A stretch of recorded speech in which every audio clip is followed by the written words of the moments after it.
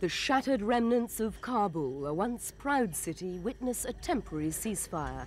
Another temporary ceasefire, in a war where brother fights brother without mercy. Last time, the end of Ramadan brought a pause.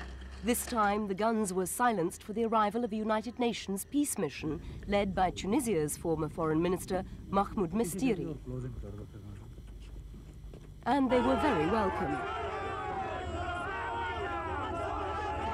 Bringing no new initiative, Mestiri met President Burhanuddin Rabbanai and others in order to make a report on the situation to the UN. But behind the warmth, Afghan Prime Minister Gulbuddin Hekmatyar declared that peace will only come if Rabbani resigns. Meanwhile, at the head of the Khyber Pass, Afghanistan's agony is painfully apparent. Tens of thousands of Afghans have fled to the Pakistani border to escape the war. Since the power struggle between the country's president and his renegade prime minister intensified in January, around 1,500 people have been killed in the capital, and the subsequent flood of refugees has created a humanitarian crisis. But Pakistan is keeping its gates firmly closed. Despite growing international pressure, it refuses to open its border to the refugees. With food running critically short in the besieged capital, aid agencies fear a further exodus will swamp relief efforts on the Afghan side of the border.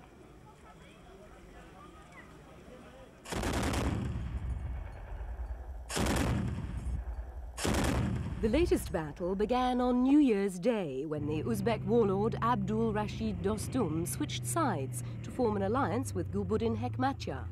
Together, they launched a fierce assault on President Rabbani's forces. Before the ceasefire, the sides had reached a stalemate, with the anti-government militia continuing to rocket the city from its position on the outskirts. The fighting has wrecked the city centre. Its infrastructure destroyed, its remaining residents forced to seek shelter in their basements. It took the Mujahideen 13 years to defeat the combined might of the Soviet army and Moscow's puppet government in Kabul. But since the overthrow of the communists in mid-1992, chaos has reigned. The victorious Islamic coalition quickly fell apart, with warlord turning on warlord. The fighting has claimed at least 11,000 lives, a far greater toll than that suffered in the previous decade of conflict. Dostum's militia have switched sides 3 times, but their current alliance with Hekmatyar is the most serious threat to Rabbani's rule so far. With much of the country controlled by warlords, the president cannot afford to lose Kabul. There's been little respite.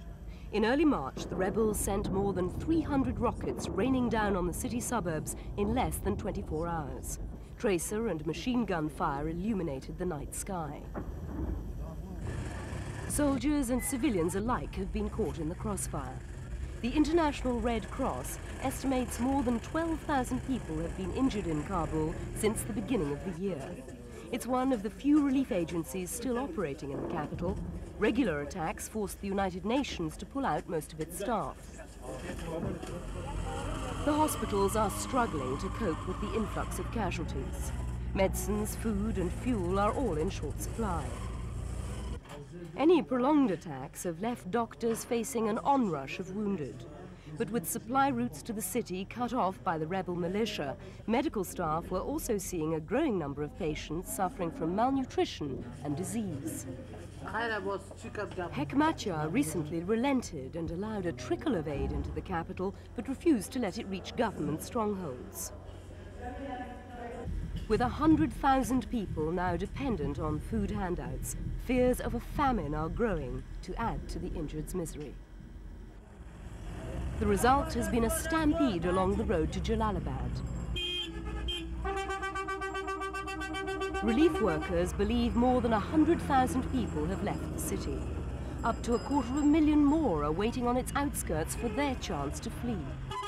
Most hope to reach Pakistan, which sheltered more than 3 million Afghans during their long struggle against the communists. With almost half still remaining on its soil, Islamabad says it can't cope with another wave. On the edge of Jalalabad, refugees encounter a Mujahideen checkpoint. 130 kilometers from Kabul, it's the last major town before the Pakistani border. Here, as elsewhere, weapons are abundant. Government troops have begun confiscating privately held guns in Kabul, but that token effort does not extend to the countryside. Many of the weapons inflicting misery on civilians today were supplied to the Mujahideen by Western intelligence agencies in the 1980s. Others were captured from retreating Soviet forces.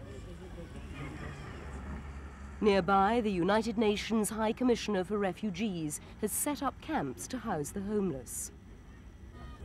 More than 50,000 have sought shelter in these tent cities. Most of them come from Kabul following the recent fighting which started on the 1st of January.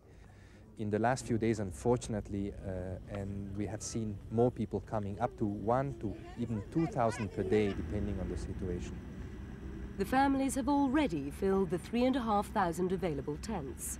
With resources limited and temperatures plunging below zero, the UN wants Pakistan to accept the overflow. UNHCR has been insisting with the government of Pakistan for the border to be open, but so far to no avail.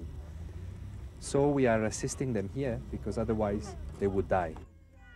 Wheat, flour and other food for the refugees must be trucked across the Pakistani border before the meager rations can reach the camp's bakeries and distribution centers. Relief convoys have also been attacked by armed bandits. Now thousands of Afghans on both sides of the border pray for UN intervention. Aid agencies say until the guns are permanently silenced, the flow of refugees will continue, placing thousands at risk of starvation.